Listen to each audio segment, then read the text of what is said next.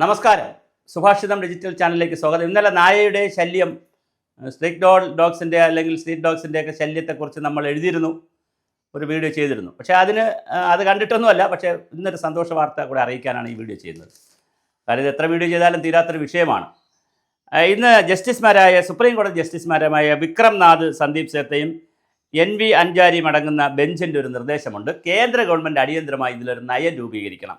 തെരുവുനായ പ്രശ്നത്തിന് ദേശീയ നയം രൂപീകരിച്ച് കഴിയൂ കേന്ദ്ര ഗവൺമെൻറ് എന്നുള്ള നിലയിൽ വളരെ കൃത്യമായി ഒരു നിർദ്ദേശം സുപ്രീം കോടതി കൊടുത്തിരിക്കുകയാണ്.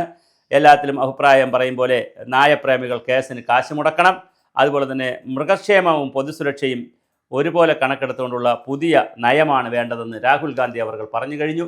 അപ്പോൾ ഒരു വശത്ത് സംരക്ഷണവും വേണം, എന്നാൽ ജനങ്ങളുടെ സുരക്ഷയും ആവശ്യമുണ്ട്. ഇതിലൊരു സംഭവം പറഞ്ഞു തരാം. ഒരു രസകരമായ കഥ, ഞാൻ കേട്ട കഥയാണ്.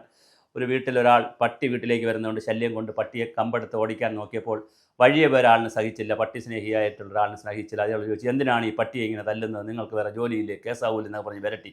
അയാൾ അകത്ത് കയറിപ്പോയി. പട്ടി കുറച്ചങ്ങോട്ട് ദൂരോട്ട് ചെന്നപ്പോൾ ഈ പട്ടി സ്നേഹിയായിരുന്ന ആൾ, നായയെ സ്നേഹിച്ച ആൾ, നായ ഇപ്പോൾ എന്തായാലും നായയെ രക്ഷിച്ചല്ലോ എന്നൊക്കെ പറഞ്ഞ് നായയോട് ശൃംഖരിക്കാൻ പോയി. അവസാനം അയാളെ നായ കടിച്ചു എന്ന് പറയുന്നൊരു കഥയല്ല, ഇത് നടന്ന സംഭവമാണ്.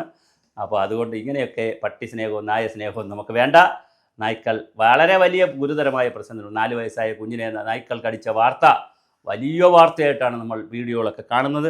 അപ്പോൾ എന്തായാലും കേരളത്തിലെ തെരുവ് നായ്ക്കളുടെ പ്രശ്നമുള്ളതുകൊണ്ട് ഈ സുപ്രീം കോടതി വിധി നമുക്ക് വലിയ ഒരു നേട്ടം തന്നെയായിട്ട് വരും. തീർച്ചയായിട്ടും അതിനൊരു നയമുണ്ടാകട്ടെ. കേന്ദ്ര ഗവൺമെൻറ് ABC നിയമം, അതായത് ജനന നിയന്ത്രണം, ആനിമൽ ബർത്ത് കൺട്രോൾ എന്ന് പറയുന്ന ABC ജനനിയന്ത്രണ ചട്ടങ്ങൾ പ്രകാരം നടപടികൾ എന്തെടുത്തുവെന്ന് സുപ്രീം കോടതി അറിയിക്കണമെന്നുള്ള വളരെ ഗൗരവമായൊരു ഉത്തരവ് വന്നിട്ടുണ്ട്. തദ്ദേശ ഭരണ സ്ഥാപനങ്ങളെ കേൾക്കും, അവരെയും ഇതിനകത്ത് കക്ഷികളാക്കും. കേന്ദ്ര സംസ്ഥാന ഗവൺമെൻറ്റുകളെയും തദ്ദേശ ഭരണ സ്ഥാപനത്തെ എല്ലാം കക്ഷികളാക്കിക്കൊണ്ട് വളരെ കൃത്യവും വിപുലവുമായ നിയമം വരാൻ പോകുന്ന രാജ്യത്ത് എല്ലാവർക്കും നമുക്ക് മനുഷ്യരായി ജീവിക്കുന്നവർക്ക് സന്തോഷിക്കാം. എല്ലാം ആവശ്യമുണ്ട്. പട്ടിയും പൂച്ചയും നായയും എല്ലാം ഇവിടെ ആവശ്യമുണ്ട്. പക്ഷേ മനുഷ്യർക്ക് ഉപദ്രവമായി വരുമ്പോൾ നമ്മൾ പാമ്പിനെ കൊല്ലാറുണ്ട്. വീട്ടിലാരെങ്കിലും മൂർഖൻ പാമ്പ് വരുമ്പോൾ അമ്പലത്തിൽ പോയി നമ്മൾ ദേവീക്ഷേത്രത്തിലും നാഗക്ഷേത്രത്തിലും ഒക്കെ പോയി നാഗരെ പ്രാർത്ഥിക്കും, പൂജിക്കും. പക്ഷേ വീട്ടിൽ മൂർഖൻ പാമ്പ് വന്നാൽ പൂജിക്കില്ലല്ലോ, നമ്മൾ തല്ലിക്കൊല്ലും. അപ്പോൾ അതൊരു വളരെ പ്രധാനപ്പെട്ട വിഷയമാണ്. അതുകൊണ്ട് തന്നെ പാമ്പായാലും പട്ടിയായാലും ഒക്കെ നമ്മൾ വളരെ സൂക്ഷിക്കേണ്ടിയിരിക്കുന്നു. എന്തായാലും ദേശീയ നയം വരുന്നു എന്നുള്ളത് വളരെ സന്തോഷമുണ്ട്. ജഡ്ജിമാർക്ക് ഒരു ബിഗ് സല്യൂട്ട്. കേരളത്തിൽ ഇത് വലിയ പ്രത്യാഘാതം ഉണ്ടാക്കാനുള്ള ഒരു സാധ്യതയുള്ളൊരു നിയമമാണ്. തീർച്ചയായിട്ടും ഈ 2 അംഗ ബെഞ്ചിൻ്റെ ഉത്തരവ് പരിഷ്കരിച്ചുകൊണ്ട്, നേരത്തെ ഉണ്ടായിരുന്ന ഉത്തരവ് പരിഷ്കരിച്ചുകൊണ്ടാണ് ഇത് പറയുന്നത്. നായപ്രേമികളും മൃഗ അവകാശ സംരക്ഷണ സംഘടനകൾ സമർപ്പിച്ച ഹർജികളിലാണ് നടപടി. ആക്രമണകാരികളെയും വേപ്പാതിച്ചവരെയും തുറന്നു വിടരുത്. നായ്ക്കളുടെ പിടികൂടി വാക്സിനേഷൻ നടത്തുന്നതിനെ സംബന്ധിച്ച് ധാരണ ഉണ്ടാവണം. വിവാദമായതിനെ തുടർന്നാണ് ചീഫ് ജസ്റ്റിസ് 3 അംഗ ബെഞ്ചിലേക്ക് ഈ ഗവായി ഹർജികൾ മാറ്റിയത്. 3 പേരുള്ള ഇതിലേക്ക് മാറ്റി. അങ്ങനെ 3 പേരുള്ള ബെഞ്ചാണ് ഇത് ഉത്തരവിട്ടിരിക്കുന്നത്.